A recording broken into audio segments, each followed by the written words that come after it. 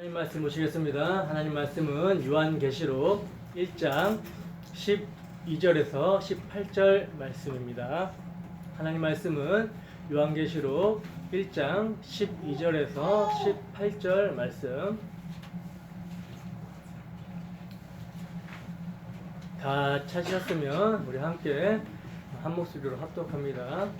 시작. 몸을 돌이켜 나에게 말한 음성을 알아보려고 돌이킬 때에 7 금 촛대를 보았는데 촛대 사이에 인자 같은 이가 발에 끌리는 옷을 입고 가슴에 금띠를 띠고 그의 머리와 털의 희기가 흰 양털 같고 눈 같으며 그의 눈은 불꽃 같고 그의 발은 풀무불에 단련한 빛난 주석 같고 그의 음성은 많은 물소리 같으며 그의 오른손에 7 별이 있고 그의 입에서 좌우에 날성검이 나오고 그 얼굴은 해가 힘있게 비치는 것 같더라. 내가 볼 때에 그의 발 앞에 엎드려져 죽은 자 같이 되매 그가 오른손을 내게 얹고 이르시되 두려워하지 말라. 나는 처음이요 마지막이니 곧 살아있는 자라. 내가 전에 죽었었노라. 볼지어다 이제 세세토록 살아있어 사망과 음부의 열쇠를 가졌노니. 아멘. 잠깐 기도하겠습니다. 은혜로우신 하나님 아버지, 이 시간 우리는 주의 말씀을 듣고자 합니다. 하나님 아버지, 우리에게 귀가 열리게 하시고 눈이 열리게 하셔서 정말 주의 말씀이 들리게 하시고 정말 주의 말씀을 통해 믿음으로 주를 보는 시간 될 수 있도록 인도하여 주시옵소서. 그래야 말씀 앞에 정말 엎드려져서 부복하고 하나님의 말씀을 듣는 우리가 될 수 있도록 아버지 하나님 인도하여 주시옵소서. 또한 말씀을 통해 그 말씀에 살았고 운동력 있는 그 말씀을 통해 우리의 모든 부패함이 드러나게 하시고 그 부패함을 그의 피로 덮으신 주님의 사랑을 알게 하시며 그 사랑 가운데 우리가 행하며 살 수 있도록 아버지 인도하여 주시옵소서. 아버지, 부족한 사람이 강당에 섰습니다. 하나님 아버지, 허물과 죄가 많은 죄인입니다. 그럼에도 불구하고 십자가의 공로 그 피 흘리심 의지하여 하나님 말씀을 전하는 자리에 섰사오니 말씀을 선포할 때 저희 입술과 저희 마음을 주관하여 주셔서 온전히 성령께서 말하게 하심을 따라서 복음을 선포하게 하시고 복음이 선포될 때 성령의 하나님의 역사로 말미암아 전하는 자나 듣는 자나 서로 간에 은혜되는 시간 될 수 있도록 아버지 인도하여 주시옵소서. 시종을 주님께 의탁합니다. 거룩하신 예수님 이름으로 기도드립니다. 아멘. 말씀 앞에서 죽은 자가 곧 산 자다. 말씀 앞에서 죽은 자가 곧 산 자다 라는 제목으로 하나님 말씀 증거하도록 하겠습니다. 지난 시간에 우리는 성령 안에서 7 촛대, 그러니까 모든 시대 모든 교회 사이에 함께하고 계신 예수님의 모습을 봤었던 요한사도에 영감된 기록된 말씀을 통해서 예수님은 하나님 그 하늘 좌우편, 그러니까 하나님 보좌 우편에만 앉아 계시는 것이 아니라 오늘날도 우리 교회와 함께하고 있다는 사실을 우리는 확인해 볼 수가 있었습니다. 그러므로 하나님의 말씀과 예수 그리스도를 증언하는 일로 말미암아 예수님의 환난과 나라와 참음에 동참하고 있던 요한 사도가 성령 안에서 예수님을 보고 예수님이 자신과 함께 있다라는 사실만으로 담대할 수 있었고 힘을 낼 수 있었고 환난 중에서 기뻐할 수 있으며 감사할 수 있었던 것처럼 오늘날 우리도 역시 예수님의 환난과 나라와 참음에 동참하는 이 역사를 살아갈 때에 예수님이 함께 하신다는 사실이 인지가 되고 확신할 수 있다면 뭡니까? 그 어떤 상황과 여건에 처해 있다 할지라도 두려워하지 않을 수 있고 감사할 수 있고 기뻐할 수 있어야 된다라고 말씀을 드렸다는 거예요. 어떻게 한 주 동안 예수님이 우리와 함께 하신다라는 사실만으로 그 사실을 믿음으로 그분과 교제하며 사셨습니까? 여러분, 예수님께서 우리와 함께 하고 계신다라는 그 사실이 믿어지고 그 우리와 함께 하고 계신 예수님을 아는 것이 여러분 영생입니다. 영생은 다른 게 아니에요. 예수님을 아는 것이 영생입니다. 여기서 예수님을 안다고 할 때 안다는 것은 예수님에 대한 어떤 정보를 아는 것이 아니죠. 정보는요, 많은 사람들이 예수님에 대한 정보를 알고 있어요. 불신자들도 예수님의 정보를 알고 있습니다. 예수님을 안다는 것은, 기독교인으로서 예수님을 안다는 것은 예수님과의 사귐을 말하는 거라는 거예요. 알파와 오메가, 처음과 나중 되시며 어제나 오늘이나 영원토록 동일하신 예수님과 사귐을 가지게 될 때 그 사귐을 통해 우리는 뭡니까? 영생을 살게 되는 거란 말입니다. 하나님 나라를 누리게 된다는 거예요. 여러분, 예수님이 우리와 함께 하신다는 사실이 위로가 되십니까? 그분과의 사귐으로 말미암아 영생을 누리고 있습니까? 여러분, 하나님께서 우리에게 오늘이라는 날을 허락하셨습니다. 항상 신앙은 오늘이라고 그랬죠. 오늘 회개하고 예수를 믿어야 된다는 거예요. 회개란 뭡니까? 윤리와 도덕적인 죄를 반성하는 정도가 아니죠. 윤리와 도덕적인 죄를 반성하는 정도가 아니라 나의 삶의 방향과 가치관과 세계관이 전복되는 것을 말한다는 거예요. 오늘도 내가 주인이 되어서 나의 힘을 믿고 나를 위해서 살아왔던 것들에서 돌이켜서 이러한 우리를 위해 대신 저주받아 죽으시고 우리에게 새 생명을 주시기에 부활하신 그 예수를 믿고 의지해야 된다는 거죠. 여러분, 우리의 신앙은요, 고착화되고 화석화돼 버리면 안 됩니다. 내가 안다, 내가 믿는다, 내가 경험했다, 이런 것들이 고정화되고 고착화되고 형식화되어서 신앙의 틀이 박혀버려서 이제 관념이 돼버린다면 이건 신앙이 아니라는 거예요. 여러분, 믿음은 관념이 아닌 하나님과 우리의 언약 안에서의 관계라는 거예요. 그래서 실제입니다. 오늘도 살아계신 주님께서는 우리에게 말씀하시고 우리는 그 말씀하신 바가 이루어졌음을 믿음으로 아멘하고 그 주님을 받아들이는 거예요. 그리고 그 말씀하신 바를 우리의 삶에 이루어지게 해달라고 청원하는 거란 말입니다. 교제예요, 교제. 그러므로 이 시간 성령께서 말씀을 통해 역사하시기를 소원합니다. 그래야 우리가 그동안 경험하고 체험했다고 하면서 우리에게 고착화되고 고정화되고 화석화되어 버린 그런 형식적인 신앙의 틀들이 무너지고 또 우리가 알고 있다고 하는 복음의 지식까지도 관념이 되어 있다면 그것도 무너지고 다시 십자가 앞에 올바로 서기를 소원합니다. 그 십자가 앞에서 자신의 모습을 올바로 직면하고 그럼에도 불구하고 우리를 사랑하셨다라는 그 사랑 앞에 마음을 찢고 회개하고 예수를 주와 그리스도로 믿기를 주님의 이름으로 축원합니다. 그럼 이제 봅시다. 요한 사도는 지금 예수 그리스도의 환난과 나라와 참음에 동참하는 중에 이제 성령 안에서 어떤 소리를 들어요? 나팔 같은 큰 음성을 들었어요. 그 큰 음성의 메시지는 뭐였습니까? 사도 요한이 지금 보는 것을 써서 7 교회에게 보내라는 것이었죠. 그래서 사도는 자신에게 말한 음성을 알아보려고 돌아섰는데 거기서 뭘 보게 되었다라고 그랬죠? 뭘 보게 됩니까?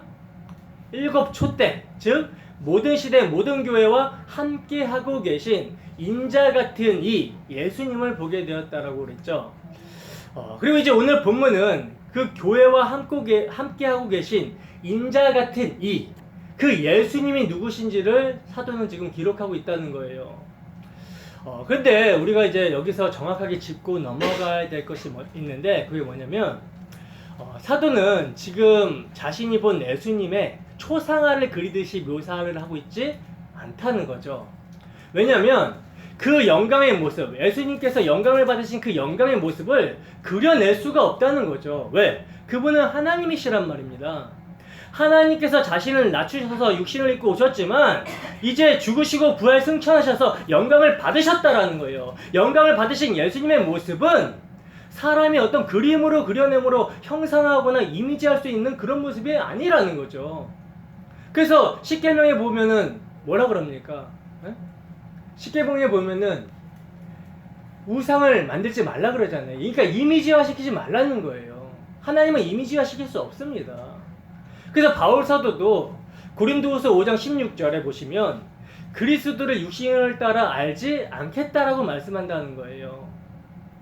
여러분, 만약 요한 사도가 묘사한 것을요, 지금 오늘 본문에서 읽었다시피 그 예수님에 관한 것들을 이렇게 그림을 그리잖아요.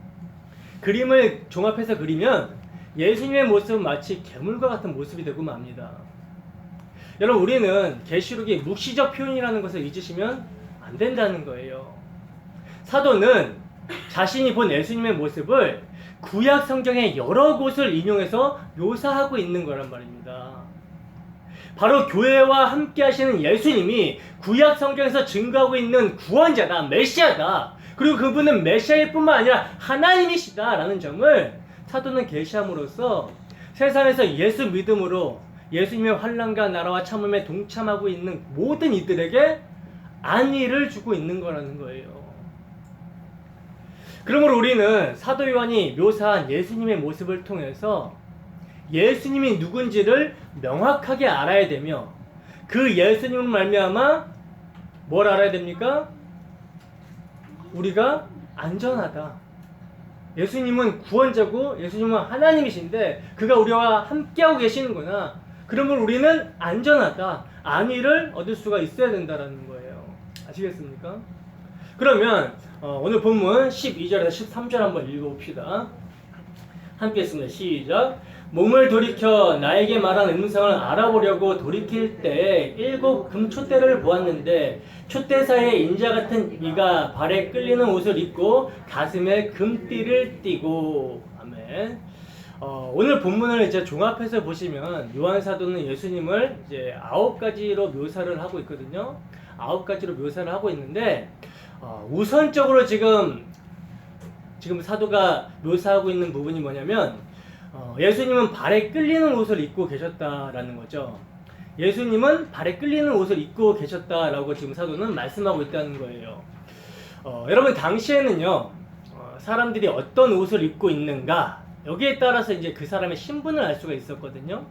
그러니까 옷은 신분을 이제 나타내주고 있다는 거예요. 그래서 지금 요한 사도는 예수님의 옷을 지금 묘사하면서 뭘 이야기하고 있는 겁니까? 그분의 신분을 이야기하고 있다라는 거죠. 자, 발에 끌리는 옷.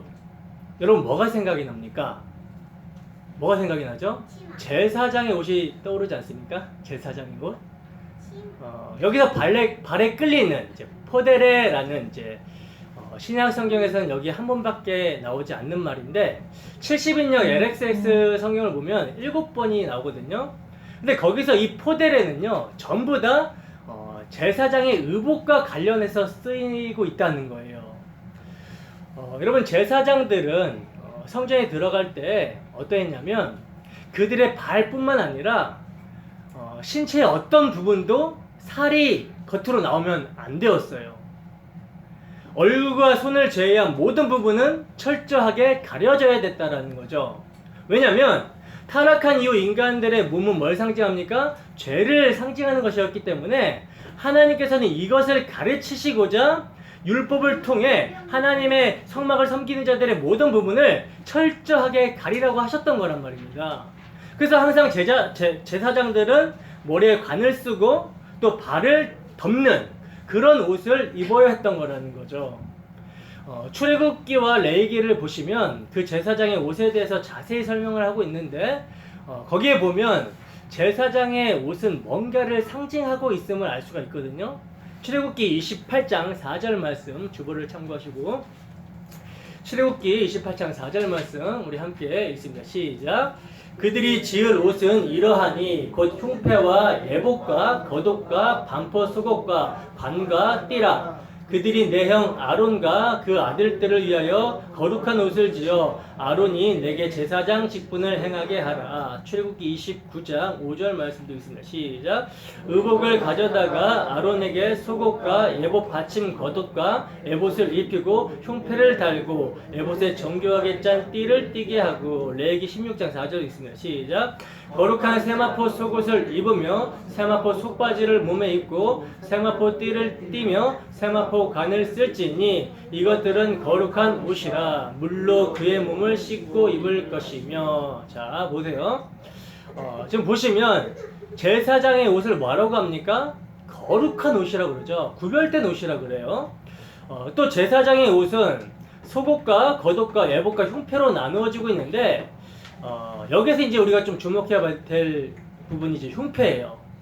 출애굽기 28장의 내용을 우리가 자세히 보시면 나중에 찾아서 한번 읽어보세요. 자세히 보시면 제사장 가슴에 다는 흉패, 이 흉패는 이스라엘의 12지파를 상징하는 12보석을 달거든요. 그러니까 12지파는 뭘 상징하는 거예요? 교회, 즉 하나님 나라를 상징한다라는 거죠. 이스라엘 12지파. 그리고 교회는 여러분 뭘 의미합니까? 성전을 의미하잖아요. 성전. 이건 제 말이 아니라 고린도전서 6장 19절에 보시면 교회를 성령이 거하시는 성전이라고 그러고요. 그죠? 디모데전서 3장 15절에 보시면 교회를 하나님의 집이라 그래요. 그러니까 이 표현하고 있다는 거 여러분 참고하시면 됩니다. 그리고 그 흉패, 다시 흉패로 돌아와서 그 흉패는 뭘로 만들려고 하냐면 정사각형으로 만들려고 하고 있고요. 그리고 옷감은, 흉패를 만드는 옷감은 성막을 짓는 천과 같은 것으로 만들려고 그러고 사용하는 이제 실의 색상도 유사합니다. 여러분 이것이 뭘 의미할까요? 뭘 의미하겠습니까? 제사장이 입고 있는 옷은 성막을, 성전을, 하나님 나라를 의미한다는 거예요. 여러분 성막에 지성소, 그러니까 법궤가 있는 지성소, 하나님이 계신 곳이 정사각형이라고 성경이 표현하고 있죠. 이건 뭐냐면 부족한 것이 없고 모자란 것이 없음을 의미하는 거거든요. 근데 제사장의 흉패 또한 뭐예요? 정사각형이라는 거예요. 이건 명확하게 제사장의 흉패가 뭘 나타내고 상징한다? 지성소, 지성소를 의미하고 있는 거라는 거죠. 그러므로 제사장 가슴에 흉패를 이제 메고 있다는 것은 하나님 나라를 상징하는 성막을 입고 있는 것과 같은 깊은 의미가 있는 거라는 거예요. 제사장 아론이 성소에 들어갈 때 이스라엘 아들들의 이름을 기록한 이 흉패를 가슴에 붙이고 들어간단 말입니다. 이게 뭘 의미하겠습니까? 예수 그리스도께서 대제사장으로서 이들을 품에 안고 하나님의 성전으로 만들어 내버리신다는 거예요. 요한복음 1장 14절 말씀 한번 볼까요? 요한복음 1장 14절 말씀 함께 있습니다. 시작. 말씀이 육신이 되어 우리 가운데 거하심에 우리가 그의 영광을 보니 아버지의 독생자의 영광이요 은혜와 진리가 충만하더라. 여러분 여기서 우리 가운데 거하심에, 이제 이 말이 스케노, 장막을 치다, 텐트를 치다 라는 뜻이거든요. 그러니까 예수 그리스도께서 우리 가운데 계시면서 우리를 당신으로 덮으셨다는 거예요. 이 말씀입니다. 대제사장 되시는 예수님이 우리를 가슴에 품으셨다라는 의미란 말입니다. 계시록 7장 15절에서 16절 말씀이 있습니다. 시작. 그러므로 그들이 하나님의 보좌 앞에 있고 또 그의 성전에서 밤낮 하나님을 섬김에 보좌에 앉으신 이가 그들 위에 장막을 치시리니 그들이 다시는 줄이지도 아니하며 목마르지도 아니하고 해나 아무 뜨거운 기운에 상하지도 아니하리니. 계시록 21장 2절에서 4절 말씀도 봅니다. 읽습니다. 시작. 또 내가 봄에 거룩한 성 새 예루살렘이 하나님께로부터 하늘에서 내려오니 그 준비한 것이 신부가 남편을 위하여 단장한 것 같더라. 내가 들으니 보좌에서 큰 음성이 나서 이르되 보라 하나님의 장막이 사람들과 함께 있음에 하나님이 그들과 함께 계시니 그들은 하나님의 백성이 되고 하나님은 친히 그들과 함께 계셔서 모든 눈물을 그 눈에서 닦아주시니 다시는 사망이 없고 외통하는 것이나 곡하는 것이나 아픈 것이 다시 있지 아니하리니 처음 것들이 다 지나갔음이더라. 아멘. 자, 여러분 자세히 보시면 뭡니까? 우리 하나님의 백성들은 예수 그리스도께서 쳐주시는 그 장막 아래에서 보호를 받는 자들이라는 사실을 우리가 알 수 있다는 거예요. 그리고 이것은 또 뭘 의미하냐면 그리스도와의 연합을 의미합니다. 정리해 봅시다. 제사장의 옷은 뭘 상징합니까? 성막을 상징한다는 거예요. 성막은 하나님 나라의 모형이죠. 하나님 나라는 성전입니다. 성전은 요한복음 2장에서 말씀하고 있다시피 예수님께서 자신을 가리켜 성전이라고 말씀하고 있다시피 성전은 예수 그리스도시라는 거예요. 그럼 보세요. 제사장이 성막을 입고 있다는 것은 어린 양의 피로 성전이 된 이스라엘을 입고 있는 거죠. 그죠? 대제사장 되시는 예수님께서 교회를 가슴에 품고 있다라는 말이고, 이걸 이제 우리 입장에서 보면 뭡니까? 예수님의 희생으로 왕같은 제사장으로 부름을 입은 하나님의 백성들은 이제 뭘 옷 입게 됐다는 거예요?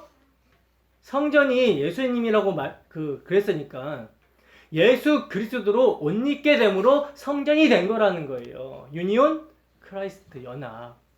그러니까 우리는 제사장의 옷을 입고 계신 예수 그리스도의 묘사를 통해서 대제사장이신 예수님의 수능과 죽음으로 그 안에서 우리의 옛 성전은 무너졌고 새 성전으로 세워지게 되었다라는 것을 우리는 예수님께서 제사장의 옷을 입었다라는 그런 묘사를 통해서 알 수가 있다는 거죠. 우리가 예수 그리스도로 옷 입게 되었다라는 것을 읽어낼 수가 있어야 된다는 거예요. 갈라디아서 3장 27절 볼까요? 갈라디아서 3장 27절 함께 했습니다. 시작. 누구든지 그리스도와 합하여 세례를 받은 자는 그리스도로 옷 입었느니라. 아멘. 바로 이 이야기라는 거죠. 그 제사장의 옷을 입으신 예수님께서 지금 어디에? 촛대 사이, 교회 사이에 서 계시고 있다는 거예요. 촛대는 교회라고 그랬죠. 교회는 또 성령이 거하시는 성전입니다. 하나님의 통치와 임재가 있는 곳이 교회이기 때문에 교회를 성전이라고 하는 거예요. 그리고 그 교회는 그리스도와 연합되었기 때문에 성전이라고 합니다. 그리고 그 하나님이 다스리심이 있는 곳이 하나님 나라이기 때문에 교회를 또 하나님 나라라고도 하는 거예요. 여러분들이 이 개념을 잘 이해하셔야 되는 거란 말입니다. 성경을 이해할 때 이게 굉장히 중요한 표현이에요. 예수님과 연합된 그 교회의 모습, 굉장히 중요한 표현입니다. 그렇기 때문에 교회는 우리가 지금 이렇게 모여있는 건물, 예배당을 교회라고 하는 것이 아니라 이거를 이제 좀 많은 사람들이 실수해가지고 자꾸 건물 교회를 교회로 알고 있는 그 인식이 있는데 교회는 건물이 아니라 예수를 주와 그리스도로 믿음으로 세상으로부터 구별된 그래서 하나님이 거하시는 처소가 된 우리 성도를 교회라고 한다는 거예요.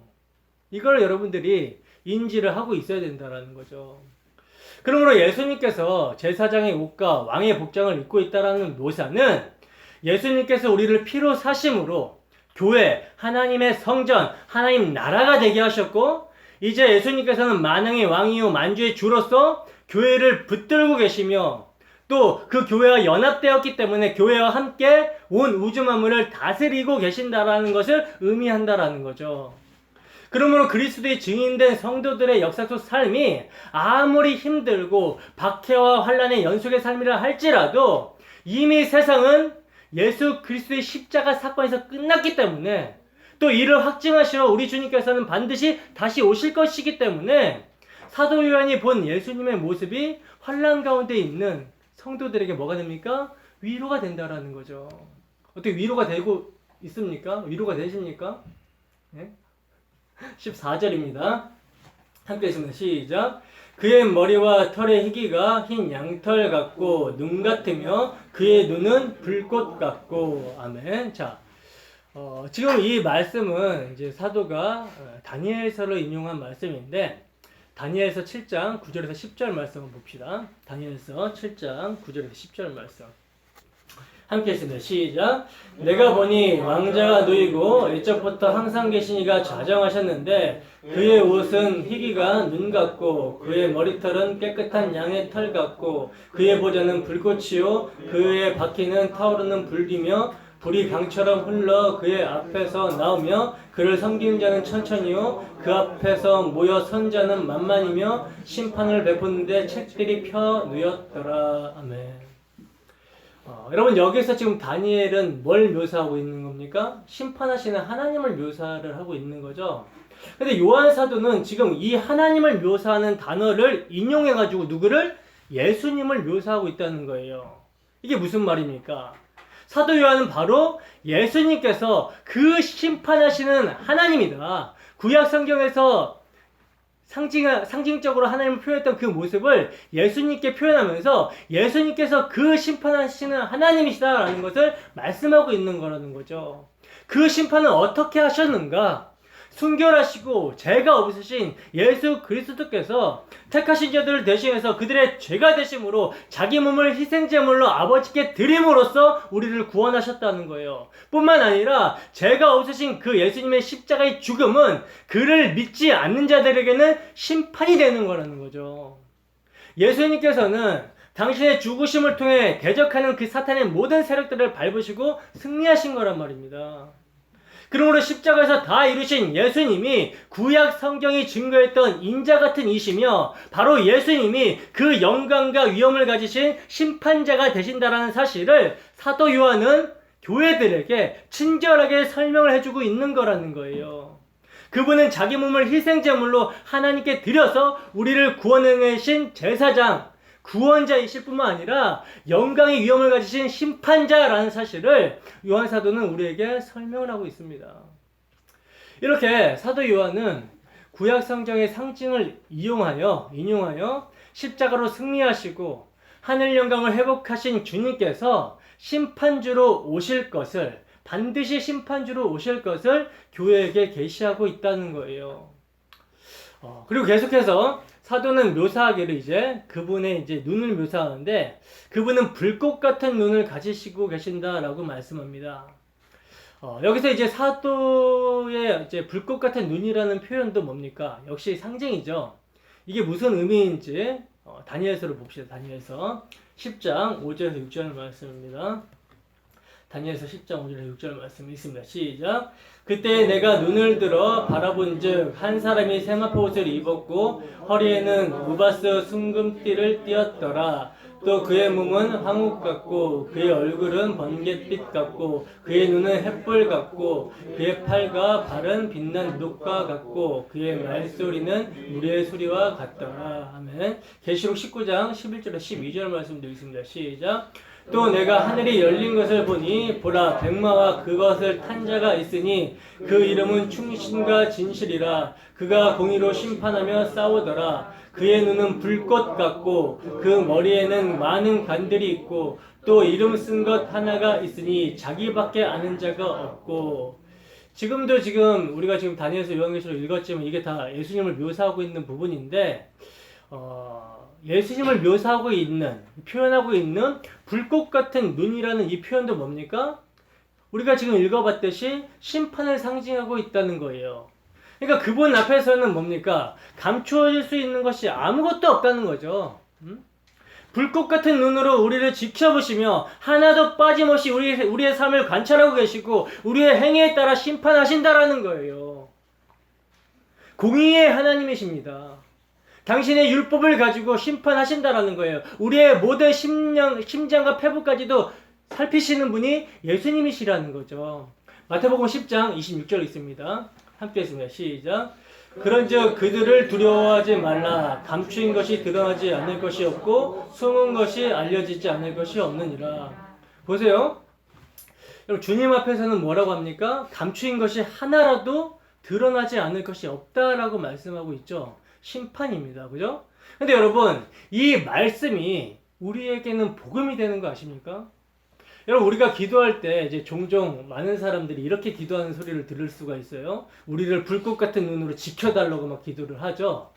이거 심판해달라는 소리거든요.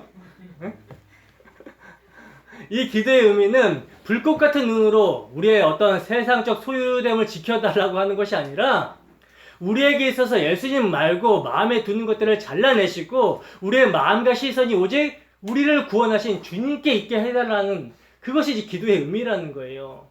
그러니까 우리에게 있어서 주님의 불꽃 같은 눈은 심판이 아니라 구원이 됩니다. 왜? 주님께서 우리를 피로 사셨기 때문에 주님께서 불꽃 같은 눈으로 우리의 마음과 행위를 드러내실 때 다른 이들은 회피하고 도망가려고 하지만 우리는 뭐예요? 그 자리에 그것을 겸손히 인정을 하는 거예요. 그리고 어떻게 합니까? 우리를 당신의 피로 사신 예수님의 은혜를 붙드는 거죠. 그러나 불신자는 뭐예요? 불신자는 자신의 모습, 자신의 죄인됨을 전혀 인정하지 않습니다. 강팍하다는 거예요. 그러나 이런 자들은 언제? 예수님께서 다시 오시는 그날, 또 그들의 날이 다해서 해가 어두워지는 그날 심판을 받게 된다는 거죠. 그러니 오늘이라는 날이 주어졌을 때 우리는 회개하고 예수를 믿어야 되는 거예요. 본문 15절입니다. 함께 있습니다. 시작. 그의 발은 풀무불에 단련한 빛난 주석 같고 그의 음성은 많은 물소리 같으며 하면, 자 보시면 요한 사도는 지금 예수님의 발을 뭐라고 표현하고 있습니까? 빛난 주석 같다라고 이제 묘사를 하고 있어요. 여기서 주석이라는 말은 이제 헬라어로 칼콜리바논이라는 말인데, 이 단어는 노세라는 칼코스라는 말과 유향, 향나무라는 뜻의 리바노스라는 단어의 합성어거든요. 노세는 심판을 상징하고, 유향은 이제 언제 쓰입니까? 제사를 지낼 때 쓰이는 거기 때문에 제사를 상징하고 있는데, 우리가 여기서 딱 떠오르는 게 있어야 돼요. 뭐가 떠오릅니까? 번제단이 떠올라야 된다는 거죠. 번제단. 그러니까 예수님의 발은 자신을 영 단번에 제사로 드려 십자가로 원수를 밟으신 권세, 즉 원수를 심판하시는 예수님의 주권과 권세를 상징한다는 거예요. 그래서 풀무불에 단련된 주석이라고 합니다. 고난과 순환의 십자가가 심판의 권세와 능력을 상징한다는 거죠.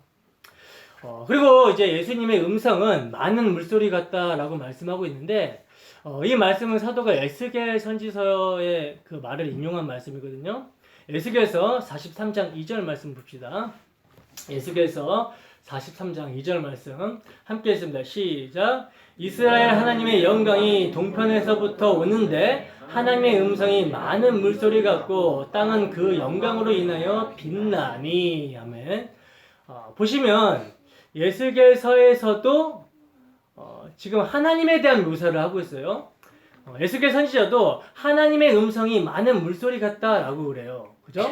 근데 요한 사도는 이것을 인용해서 지금 누구를 설명해요? 예수님의 음성을 표현하고 있단 말입니다. 예수님의 음성이 많은 물소리 같다라고 표현하고 있다는 거예요. 요한 사도가 왜 이렇게 표현을 하고 있는가? 사도는 계속해서 구약에서 하나님을 묘사하는 단어들을 택해가지고 예수 그리스도께서 하나님이시다, 삼위일체 하나님의 삼위일체 하나님 중에서 제2 위격이 되신 그 성자 하나님이시다라는 것을 강조하고 있는 거라는 거죠. 여러분, 성경에서 기록된 많은 물소리라는 단어는요, 절대적이며 쉬지 않고 힘차게 나타나는 권위의 음성을 상징합니다. 그러니까 계곡의 물소리, 여러분 계곡에서 막 물소리가 날 때, 계곡에서 막 이렇게 쏟아지는 물소리를 들을 때 어때요? 그 계곡이 꽉 찬 느낌이 들죠? 그죠? 그처럼 예수님의 음성이 온 세상에 꽉 차다, 충만하다라는 것을 의미한다는 거예요. 그의 음성이 우주 만물을 통치한다라는 것을 말씀하고 있는 거라는 거죠. 여러분, 우리는 지금까지 사도 요한이 성령 안에서 계시를 받아 본 예수님의 모습을 살펴보고 있습니다. 근데 놀랍게도 구약에서 하나님과 인자로 묘사가 된, 또는 하나님과 메시아로 묘사가 된 모든 내용들이 다 예수 그리스도에게 모아지고 있다라는 거예요. 그리고 다니엘이 본 옛적부터 계신 하나님과 인자 같은 모습이 요한 사도가 본 모습에 지금 다 있다는 거죠. 여러분, 지금 이 사실이 얼마나 놀랍고 엄청난 일인지 아십니까? 십자가에 못 박히신 예수님이 구원자이며 하나님이시라는 지금 증거라는 거예요. 여러분, 예수님께서 요한복음 14장 9절에 보시면 하나님을 보여달라고 하는 빌립에게 예수님께서 뭐라고 말씀하십니까? 나를 본 자는 아버지를 보았거늘 왜 아버지를 보여달라고 하느냐? 하나님을 보여달라고 하느냐? 그렇게 말씀하셨죠. 그렇다면 십자가에서 죽으신 지금 나사렛 예수라는 이 사람이 뭐예요? 지금 부활하여 하늘 보좌에 등극하신 하나님이라는 사실인 거죠. 여러분, 지금 이것보다도 더 놀라운 소식이 어디 있겠습니까? 세상에. 천지를 지으신 창조주가 이 땅에 사람의 모습으로 와서 사람에 의하여 죽임을 당했다라는 거예요. 하나님이 십자가에 달리셨다는 겁니다. 하나님이 사람이 되신 것만 아니라 사람의 손에 의해 죽임을 당하셨는데 그분이 지금 살아나셨고 지금 하늘 보좌에 앉아 계신다는 거예요. 빌립보서 2장 5절에서 11절 말씀 봅시다. 빌립보서 2장 5절에서 11절 말씀 읽습니다. 시작. 너희 안에 이 마음을 품으라. 곧 그리스도 예수의 마음이니 그는 근본 하나님의 본체시나 하나님과 동등됨을 취할 것으로 여기지 아니하시고 오히려 자기를 비워 종의 형체를 가져 사람들과 같이 되었고 사람의 모양으로 나타나셨음에 자기를 낮추시고 죽기까지 복종하셨으니 곧 십자가에 죽으심이라. 이러므로 하나님이 그를 지극히 높여 모든 이름 위에 뛰어난 이름을 주사 하늘에 있는 자들과 땅에 있는 자들과 땅 아래에 있는 자들로 모든 무릎을 예수의 이름에 꿇게 하시고 모든 입으로 예수 그리스도를 주라 시인하여 하나님 아버지께 영광을 돌리게 하셨느니라. 아멘. 보시면 여기서 지금 바울 사도는 하나님과 동등된 분이시지만 자기를 비워 종의 모습으로 오신 이 예수님의 마음을 품으라고 말씀합니다. 이분이 종의 형체, 곧 사람의 모양으로 오셨고 자기를 낮추사 십자가에 죽기까지 복종하셨다는 거예요. 그러므로 하나님께서 모든 이름 위에 뛰어난 이름을 주사 하늘과 땅과 땅 아래에 있는 모든 자들로 예수의 이름에 무릎을 꿇게 하시고 모든 입으로 예수를 주라 시인하여 하나님 아버지께 영광을 돌리게 하셨다는 겁니다. 이게 여러분 예수님께서 십자가에서 이루신 일이라는 거예요. 그러므로 주님께서 오시는 날 그를 찌른 자도 볼 것이며 부인하는 자들도 볼 것이며 믿는 자들도 볼 것인데 모든 무릎이 그 이름 앞에 꿇게 된다라는 거죠. 그러면 그들과 성도의 차이점이 무엇이겠습니까? 그들과 성도의 차이점이 뭘까요? 성도는 지금 오늘이라는 시간에 무릎을 꿇는 거라는 거예요. 아니 무릎을 꿇는 정도가 아니라 그 앞에서 죽은 자와 같이 되어버립니다.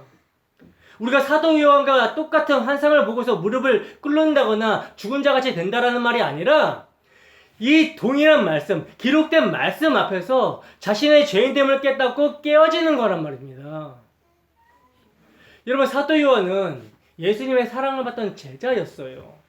최후의 만찬 자리에서 예수님의 품에 기대어 앉아 있었던 사람이었습니다.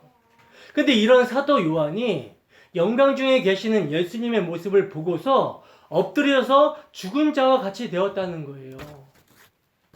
그렇다면 여러분 오늘 우리는 어떤 사람들입니까?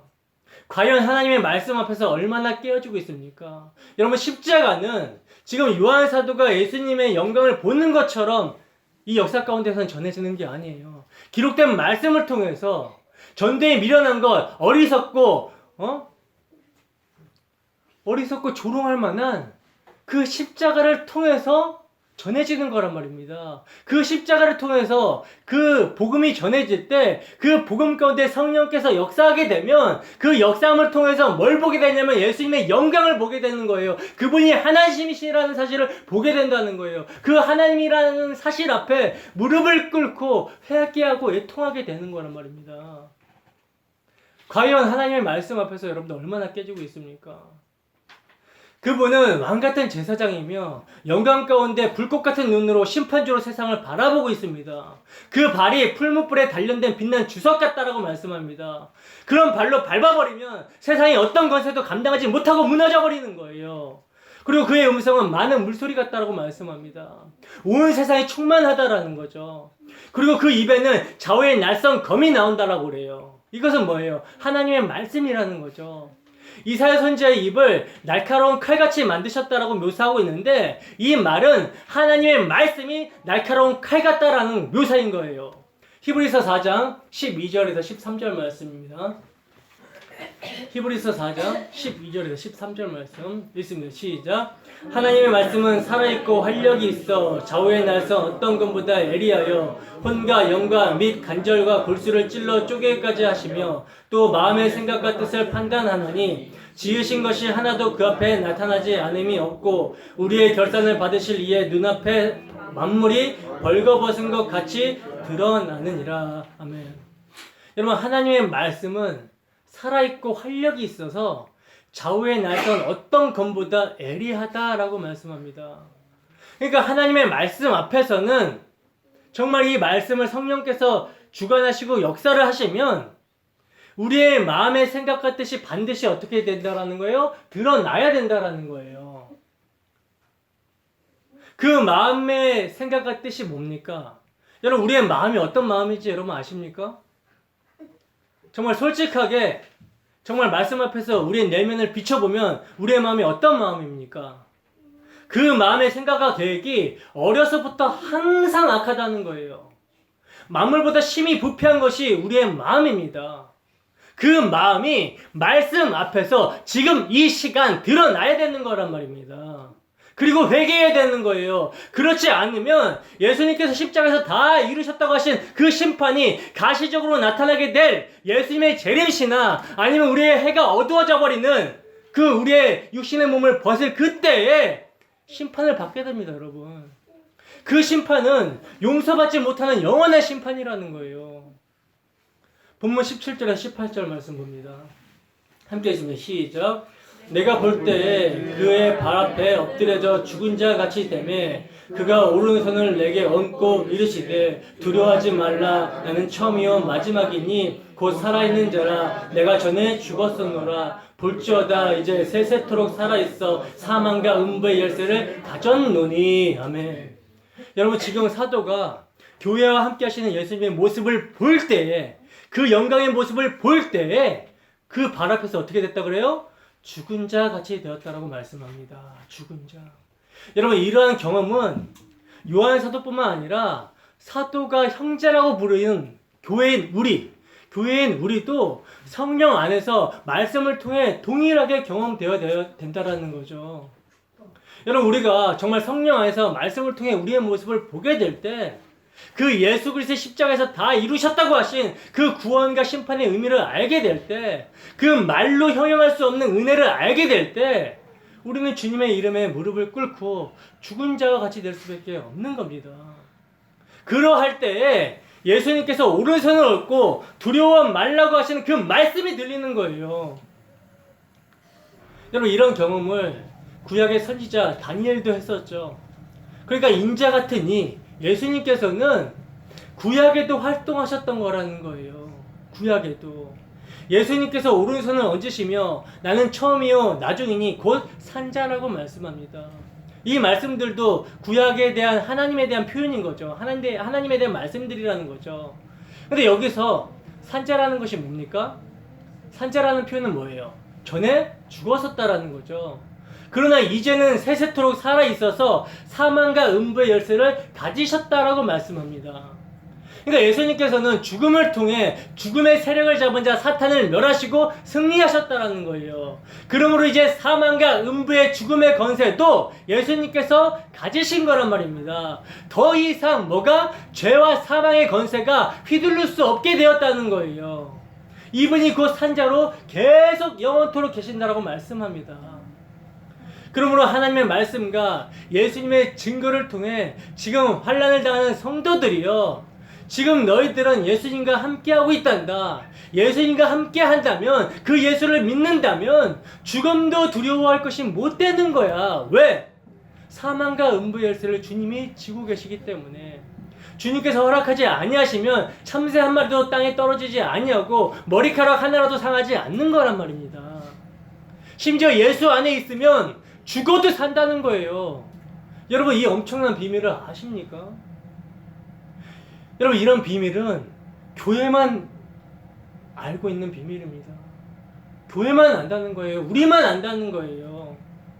근데 오늘날 교회가 이런 그리스도의 비밀을 이야기하지 않고 잠시 잠깐 후면 사라질 것들을 목표로 한다면 그것은 살아있다고 할 수가 없는 거라는 거죠. 디모데전서 5장 6절 봅시다.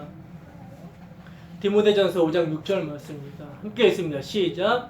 향락을 좋아하는 자는 살았으나 죽었느니라. 아멘. 여러분, 우리가 정말 말씀 앞에서 영원히 사신 자, 사망과 음부의 열쇠를 가진 그 주님 앞에 서지 않는다면, 그 주님 앞에 서지 않는 한 우리는 늘 이 세상에서 살기를 위하여 발버둥 치지만 실상은 죽은 자의 몸부림일 뿐이라는 거예요. 그러면 오늘도 우리가 살아계신 주님의 말씀 앞에서 죽은 자 같이 되는 은혜가 있기를 소원합니다. 이렇게 죽은 자 같이 된 자가 살게 된 자라는 거예요. 산 자라는 겁니다.